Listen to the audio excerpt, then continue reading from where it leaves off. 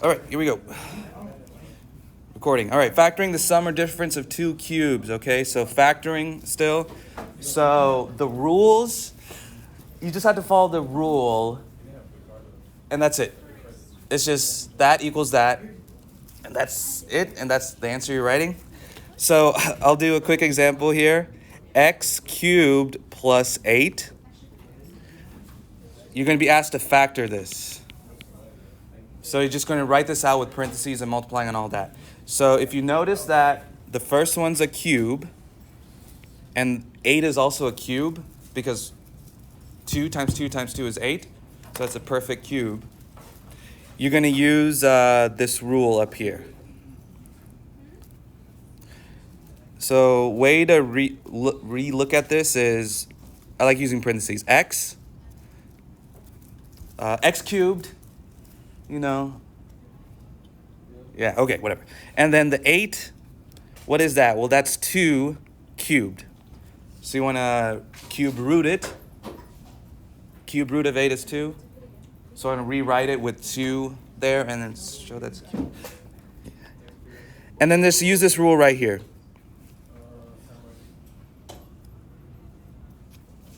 So you see you got x cubed on the left and y cubed on the right. So for our example, we got x cubed on the left, 2 cubed on the right. So the equal part, parentheses, x plus y. So x is the first term, that's our x. Y is the second term, that's just the 2. And then just rewrite the rest of the rule. X squared, well, the first term we got happens to also be x. Minus, look at the middle, x times y. But y in our situation is 2. So x times 2, I'll just put minus 2x.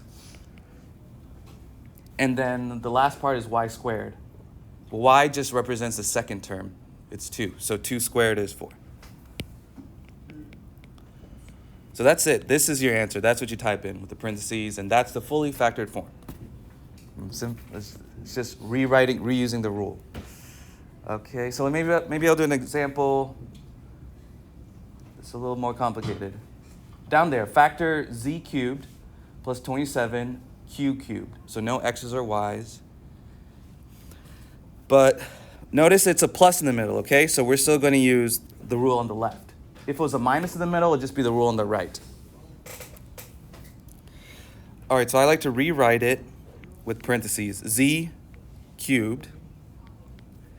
And then on the right term, we got 27 times q cubed. So we got two numbers, 27 and q cubed. Well, what's the cube root of q third? It's just q. Question? So then 27, that should also be a perfect cube. Meaning what times what times what equals 27? Answer is 3. If you do 3 times 3 times 3 times 3 times 3, you get 27. So in other words, 3 cubed is 27. So 3 cubed goes in the parentheses. 3q, and then the cube goes outside. Now I rewrote it so that I can see the rule in action.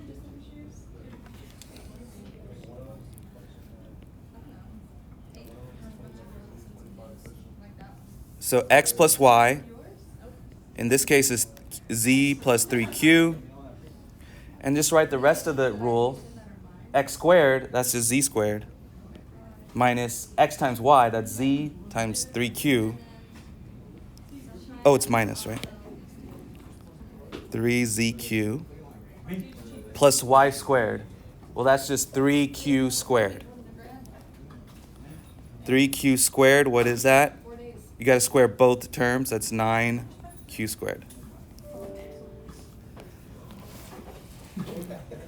So I think I stopped there. It's, it's not all about explaining. It's just get the concept. There's no concept. Just you're rewriting the rule for the example you're given. Rewriting the rule for the numbers you are given, the letters you are given. And just some basic things. If you follow, you'll get it.